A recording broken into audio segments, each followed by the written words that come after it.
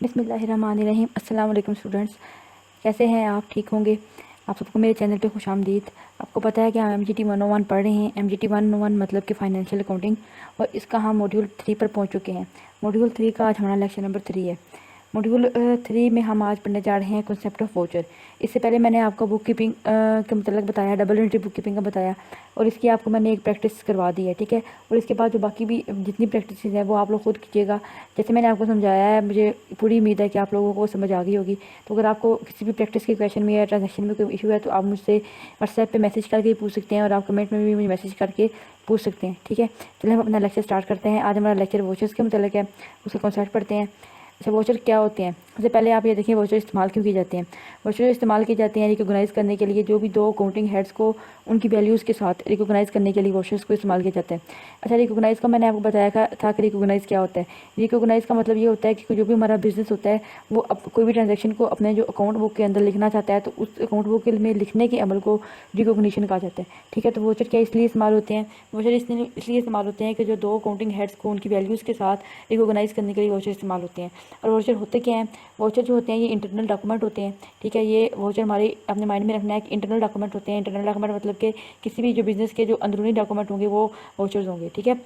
और ये प्रिपेयर किए जाते हैं विटनेस के रखने के लिए, ये इस बात का सबूत रखने के लिए कि ये जो ट्रांजैक्शन है ये ट्रांजैक्शन कंप्लीट हो चुकी है और ये ट्रांजैक्शन वेरीफाइड है, मतलब कि ये कंपनी ने अप्रूव कर चुकी है ये जो है ना ट्रांजैक्शन, ठीक है। और ये सपोर्टिंग किस तरीके किस चीज़ से सपोर्ट किया जाता है? कुछ नीडफुल डॉक्यूमेंट्स के साथ इनको सपोर्ट किया जाता है, यानी कि वाउचर के साथ जो है पूरी ट्रांजैक्शन की हिस्ट्री लिखी होती है, ठीक है, वेरीफाइड किए होते हैं। उसके साथ जो इस्तेमाल उसके लिए जो ज़रूरी डॉक्यूमेंट साथ लगाए जाते हैं उसके, और साथ उसके अप्रोप्रिएट सिग्नेचर्स उसके ऊपर लिखे होते हैं ताकि इसकी ऑथराइजेशन हो जाए, ठीक है। अब आगे पढ़ते हैं। आगे लिखा हुआ है कि जो बुक कीपिंग होती है, बुक कीपर क्या होते हैं? बुक कीपर वो होते हैं जो कि हमारी जो ट्रांजैक्शंस को कीप करते हैं, यानी कि ट्रांजैक्शन को रिकॉर्डिंग के जिम्मेदार होते हैं, उसको महफूज करने के जिम्मेदार होते हैं, वो बुक कीपर्स होते हैं, ठीक है। और बुक कीपर्स को इस बात की ज़रूरत पेश आती है कि वो जो भी ट्रांजैक्शन हुई होती है उसकी उनके पास एक प्रॉपर अप्रूवल हो, ठीक है। उसके बाद प्रॉपर एविडेंस हो, डॉक्यूमेंट्री एविडेंस हो। डॉक्यूमेंट्री एविडेंस का मतलब ये है कि उनके पास जो भी ट्रांजैक्शन हो उसका उनके पास एक दस्तावेज़ हो, उसका उसके पास सबूत हो, ठीक है, किस चीज़ का जो भी ट्रांजैक्शन हुई होती है, यानी कि ये ट्रांजैक्शन अप्रूव हो गई है तो बुक कीपर्स को पता होना चाहिए कि ये फलाना ट्रांजैक्शन है, ये अप्रूव हो चुकी है, ठीक है। और इसके साथ जो है अथोराइजेशन भी हो, जो भी उसके साथ डॉक्यूमेंट है उस डॉक्यूमेंट को अथोराइज़ किया गया हो, ठीक है, यानी कि जो मुतलका हकाम है वो उसको अप्रूव कर दे उस डॉक्यूमेंट को, ठीक है। उनको बुक कीपर्स को इस बात की ज़रूरत पेश आती है कि उनके पास ये दोनों चीज़ें मौजूद हो, ठीक है। और इससे पर्पज़ के लिए जो है ये जो तमाम डिस्क्रिप्शन होती है ट्रांजैक्शन की, जितनी भी डिस्क्रिप्शन होती है ये एक वाउचर के ऊपर लिखी जाती है, ठीक है, रिटन ऑन दी वाउचर। और उसके बाद जो उसके सपोर्टिंग डॉक्यूमेंट्स होते हैं, यानी कि उसके लिए जो भी ज़रूरी दस्तावेज़ात होते हैं, ये पेजेस होते हैं, वो अटैच किए जाते हैं ताकि वो जो ट्रांजैक्शन हमारी हो चुकी है उसका जो अप्रूवल का सबूत रहे और उसकी अथोराइजेशन का सबूत हो, ठीक है। तो ये जो वाउचर होते हैं ये प्रोसेस की जाती हैं बुक कीपर की तरफ से, ठीक है। बुक कीपर इन वाउचर को जब ये उसके पास ये ट्रांजैक्शन पहुंचती है, ठीक है, सारे डॉक्यूमेंट्स लगे होते हैं सपोर्टिंग, तो वो फिर प्रोसेस करती है बुक कीपर, और ठीक है, और उसके बाद उसको रिकॉर्ड कर सकते हैं किसी भी प्रॉपर जो बुक ऑफ ओरिजिनल एंट्रीज होती हैं, जिसमें बुक में वो एंट्रीज कर रहे होते हैं ओरिजिनल बुक में, वो बाद में लिखते हैं जब उनके पास पूरी अप्रूवल हो चुकी होती है ट्रांजैक्शन की, ठीक है, क्योंकि उनका जिम्मा होता है, ठीक है, और उन्होंने इस बात का जवाब देना होता है कि कोई भी ऊपर नीचे ट्रांजैक्शन ना हो, ठीक है। नेक्स्ट हम पढ़ते हैं कि टाइप ऑफ वाउचर्स क्या होते हैं, ठीक है। टाइप ऑफ वाउचर जो है वो डिफरेंट टाइप्स के होंगे, ठीक है, और उनकी नेचर की बिना पे और उसके बाद उन कंडीशंस की बिना पे उनको जो तकसीम किया जाता है, ठीक है, वो प्रिपेयर किया जाता है बुक कीपर्स की तरफ से, ठीक है। जो फर्स्ट हमारा ट्रांजेक्शन का वो वाउचर होता है वो है जी जनरल वाउचर, ठीक है। जनरल वाउचर की क्या होता है? ये जो भी नॉन कैश फाइनेंशियल इंफॉर्मेशन होती है वो उसके लिए जो प्रिपेयर किया जाता है जनरल वाउचर, वो उसके लिए जो वाउचर प्रिपेयर किया जाता है वो जनरल वाउचर होता है, ठीक है। आपने इस बात को माइंड में रखना है कि जो भी नॉन कैश फाइनेंशियल इन्फॉर्मेशन होगी, ठीक है, वो जनरल वाउचर होगी, ठीक है। और या फिर कोई भी ट्रांजैक्शन जो डिफाइंड रिक्वायरमेंट्स को पूरा करेगी, यानी कि उसके अंदर कैश इन्वॉल्व नहीं होगा, तो वो जनरल वाउचर होगा, ठीक है। अच्छा, नेक्स्ट हमारे पास है जी पेटी कैश रिसीट वाउचर। अब आप लोग ये देख लें कि पेटी कैश क्या होते हैं।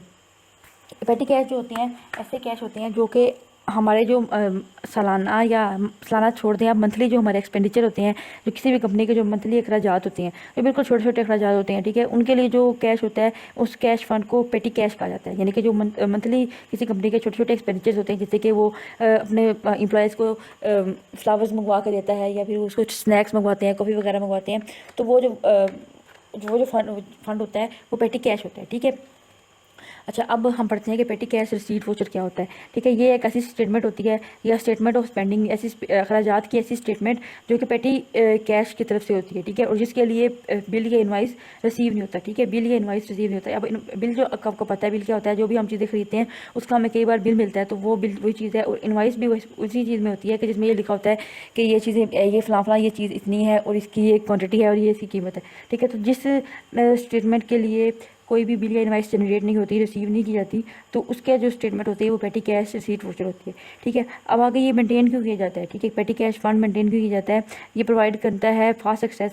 ठीक है, जो भी हमारे पास नॉन रूटीन जो एक्सपेंसेस होते हैं उनको जो है स्मॉल जो अमाउंट ऑफ कैश, ठीक है, जो नॉन रूटीन एक्सपेंसेस की जो हमारी रोज़ाना ट्रांजैक्शंस होती हैं उनको मेंटेन करने के लिए या उनको फास्ट एक्सेस देने के लिए जो है पेटी कैश फंड मेंटेन किया जाता है। ठीक है, और अब पेटी कैश वाउचर क्यों यूज़ किया जाता है, वो इसलिए यूज़ किया जाता है ताकि जो फाइनेंशियल जो है कंट्रोल हो सके। ठीक है, या वो मेंटेन हो सके, जो पेटी कैश अकाउंट के जो भी फाइनेंशियल कंट्रोल किया जा सके। ठीक है, अब आप इसका ये प्रिवेंटेड और इसका दूसरा जो यूज़ है वो है ये प्रिवेंटेड अब्यूज़ और mismanagement of the funds. Funds की जो मिसमैनेजमेंट और उसका जो गलत इस्तेमाल को रोकने के लिए, ठीक है, और फाइनेंशियल कंट्रोल करने के लिए जो पेटी कैश वाउचर इस्तेमाल किए जाते हैं। अच्छा, अब ये आप इस बात को ऐसे समझ लें कि बेशक छोटी ट्रांजैक्शन हुई है, बेशक बड़ी ट्रांजैक्शन हुई है, कंपनी को चाहिए कि वो उस ट्रांजैक्शन को रिकॉर्ड रखे। ठीक है, तो ये जो नॉन रूटीन एक्सपेंसेस होते हैं, ठीक है, इनकी कोई रूटीन नहीं होती। फॉर एग्जांपल, अगर रमज़ान का महीना आ गया तो अब आपकी कॉफ़ी और स्नैक्स वगैरह नहीं होंगे, तो ये एक तरह की रूटीन डिस्टर्ब हो जाएगी। तो इसके लिए जो है पेटी कैश फंड इस्तेमाल होता है। ठीक है, अब हम नेक्स्ट चलते हैं। नेक्स्ट हमारे पास है cash payment voucher. Cash payment voucher क्या होते हैं। अच्छा, ये कैश पेमेंट वाउचर जो है ये ऐसा डॉक्यूमेंट है जो कि एज अ प्रूफ यूज़ किया जाता है कैश पेमेंट ट्रांजैक्शन के लिए। ठीक है, जैसे कि इसके नाम से जाहिर है कि इसमें कैश इन्वॉल्व हो रहा होता है, तो जो भी कैश पेमेंट ट्रांजैक्शन होती है उसके लिए एज अ प्रूफ जो डॉक्यूमेंट यूज़ किया जाता है वो कैश पेमेंट वाउचर होता है। ठीक है, और ये किसी दो पार्टीज़ के दरमियान जब ट्रांजैक्शन होती है, कैश ट्रांजैक्शन होती है, तो उसके प्रूफ के लिए कैश पेमेंट वाउचर इस्तेमाल होता है। ठीक है, अब आगे लिखा हुआ है कैश पेमेंट वाउचर नहीं सिर्फ पेमेंट वाउचर के मतलब लिखा हुआ है कि किसी भी जो बिज़नेस में किसी भी अदारे में जो पेमेंट वाउचर क्यों इस्तेमाल किया जाता है, वो डिफरेंट पर्पजेज़ के लिए इस्तेमाल किया जाता है। ठीक है, फॉर एग्जांपल किसी भी जगह पे कोई ट्रांजैक्शन ओकर हो रही है, ठीक है, वो कैश ट्रांजैक्शन है, तो उसके लिए पेमेंट वाउचर इस्तेमाल होगा। ठीक है, उसके बाद समटाइम्स ऐसे होता है जो हमारा पेमेंट वाउचर होता है वो एज अ रसीद यूज़ होता है। एज रसीद का मतलब ये होता है कि किसी भी रसीद के तौर पे कि ये फ़लाँ पेमेंट हो चुकी है या फ़लाँ काम हो चुका है, जो उस रसीद के लिए वो पेमेंट वाउचर इस्तेमाल हो सकता है। या फिर इस बात को इंडिकेट करने के लिए कि जो इनवाइस है वो पेमेंट के लिए अप्रूव हो चुकी है। ठीक है, तो उसके लिए भी पेमेंट वाउचर जो है यूज़ हो सकता है। ठीक है, नेक्स्ट चलते हैं। नेक्स्ट हमारे पास है जी बैंक रिसीट या पेमेंट वाउचर।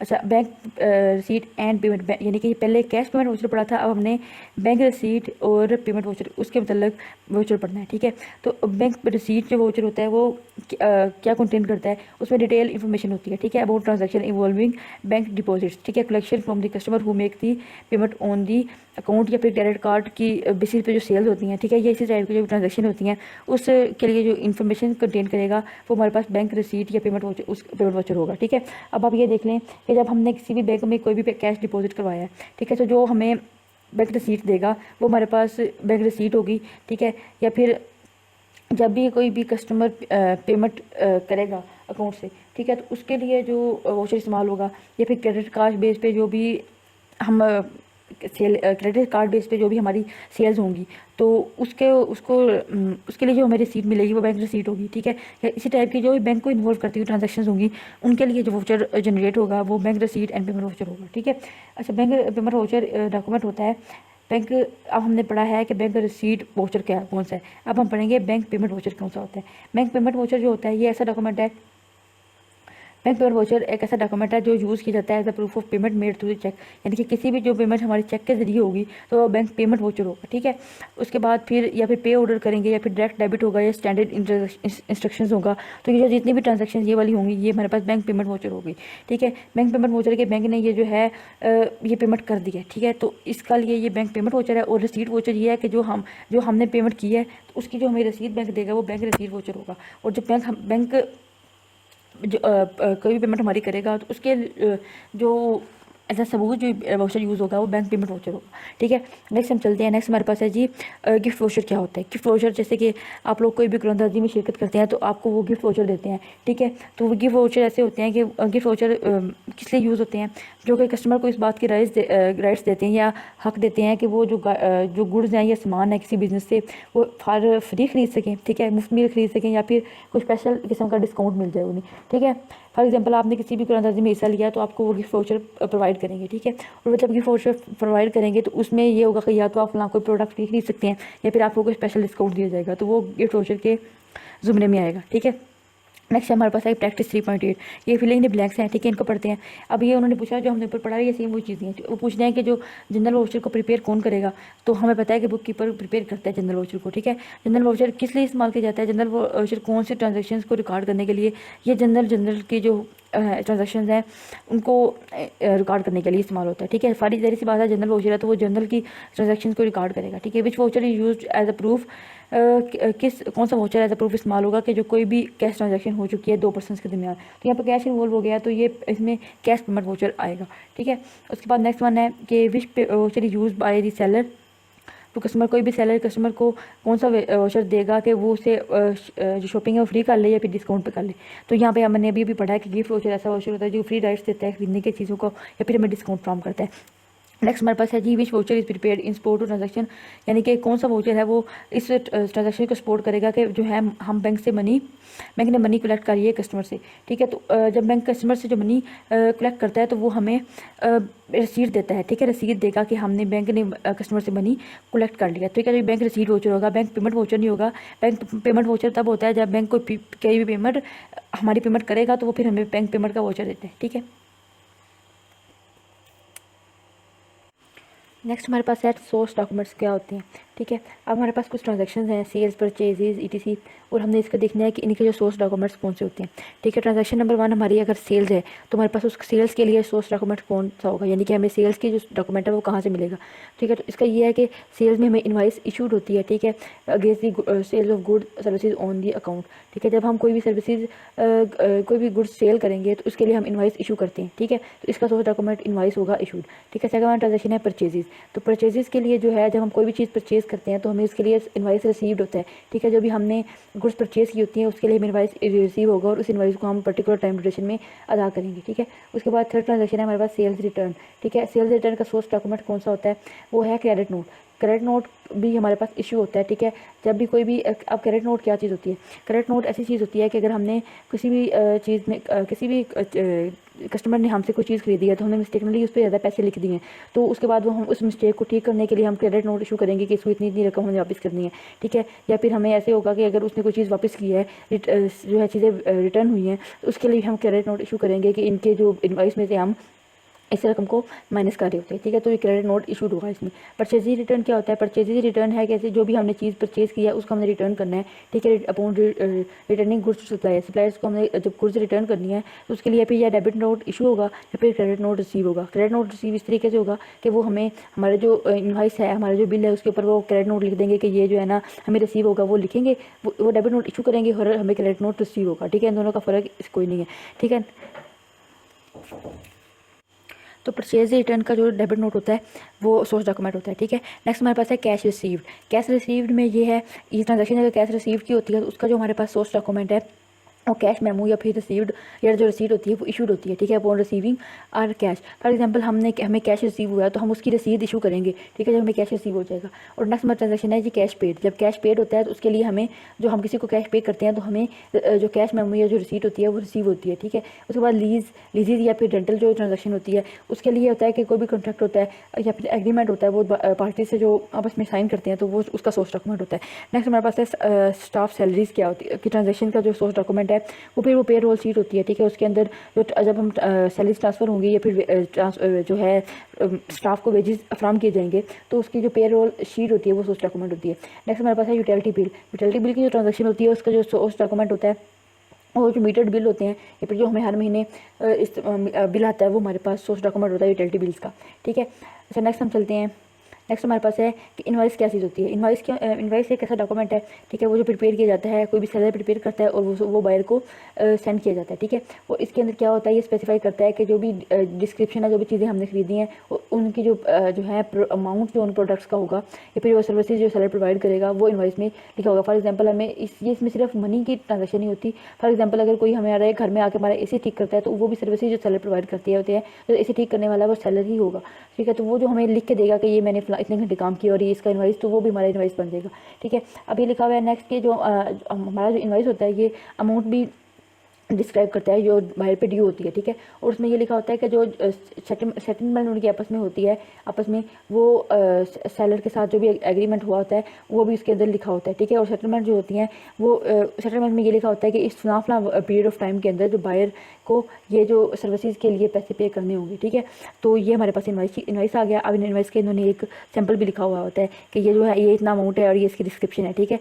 अब नेक्स्ट हम चलते हैं। नेक्स्ट हमारे पास है क्रेडिट नोट। क्या होता है क्रेडिट नोट? मैंने जैसे आपको पहले बताया कि जो क्रेडिट नोट है ये सेलर प्रिपेयर करेगा और ये बायर को सेंड किया जाएगा कि जो है ना कोई भी मिस्टेक ओरिजिनल इनवाइस में जो मिस्टेक हो जाती है उसको करेक्ट करने के लिए सेलर प्रिपेयर करेगा, या फिर जो भी जो सेल्स हैं, जो गुड्स हैं, वो जो है बायर ने मना किया कि मैंने नहीं लेनी, तो वो रिटर्न करेगा, तो उसकी जो अमाउंट होगा उसको रिड्यूस किया होगा क्रेडिट नोट उसके लिए होगा, ठीक है। और क्रेडिट नोट में ये रीज़न भी डिस्क्राइब की होगी कि जो है जो बायर की जो पेएबल है वो क्यों रिड्यूस की जा रही है, ठीक है। तो नेक्स्ट वन हमारे पास ये है कि जो सैंपल दिया हुआ है उन्होंने कि कौन कौन सी चीज़ है और उसकी क्वांटिटी कितनी थी, और उन्होंने एक सेलर नोट का सैंपल दिया हुआ है, ठीक है।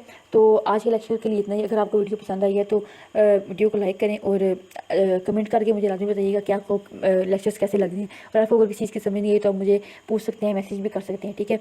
और मज़ीद आने वाली वीडियो तक के लिए अपना ख्याल रखिएगा और दुआ में याद रखिएगा। खुदा हाफिज़।